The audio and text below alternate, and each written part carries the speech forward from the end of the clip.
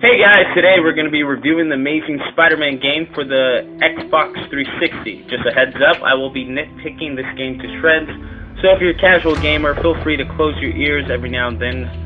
Let's get started.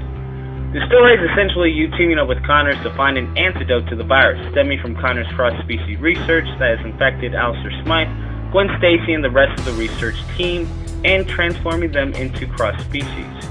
Well, hopefully not yet, if you find it in time. The voice actor for Spidey is nicely done, unlike the imposter in Web of Shadows. May that man go to hell.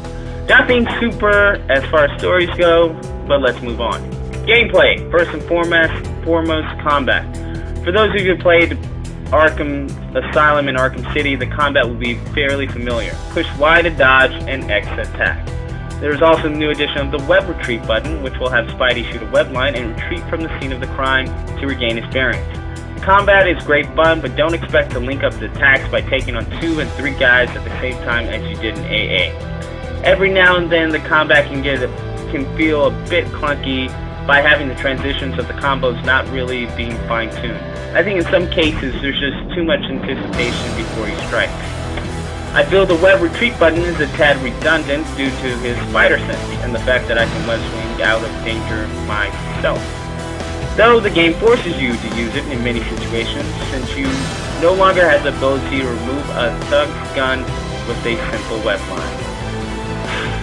What a shame. The boss battles are mundane and forgettable for the most part, except when fighting the huge spider slayer robots. That was cool. Just like in Spider-Man 3, simply attack, wait for them to attack you back, yeah, real mature. Attack again and repeat. There are no strategies to use to defeat bosses, which was a letdown. However, one new addition to the franchise that I found immensely fun was that of the web rush mechanic. At a tap of the RB button, Spider-Man will reach whatever destination you seek. By holding it, it will slow down time for a limited amount in first-person mode, depending on your web rush upgrades, and let you pinpoint where you want the web slinger to go, opening possibilities of stealth approaches and interacting with the environment. Although the web rush wasn't fully implemented to its potential, in the beginning of the game where you use it to save Gwen, I feel that the sequence was quite fun, although it was never used again. The majority of time we will be using it to seek the glowing parts on enemies, man, that didn't sound right, and attacking their weak points. The rest of the time we'll be using it as a secondary source of transportation, of moving about the city. Fun to do, but after a while it loses its spark. Now, where the game completely fails is in the department of its replay value.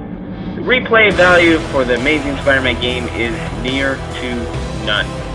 After you have defeated the game, you will have the option to get infected to the hospital, return the mental patients, take pictures for that Asian chick, stop bank robberies, and do extreme report challenges, which has you keeping Spidey in focus as you record him web rushing to a destination where you end in doing an acrobatic feat, and spoiler alert, yes, Spidey can dunk. The second challenge is a race to capture flares, which can be slightly irritating here and there since you have to wait every time you snag one, till the camera points you in the right direction. I know that sounds like a lot to do, but it's not. And one thing that especially irks me is that I have to land on a police car to start a darn car chase event. What? And after you do them all, you are left with nothing to do but web swing around the city. That is, of course, you plan on capturing 700 glowing comic books for nothing more than achievement. Yeah, have fun. Bottom line, is the game fun? Yes, the game is fun. I recommend this game to hardcore Spider fans as well, Spidey fans, as well as casual gamers.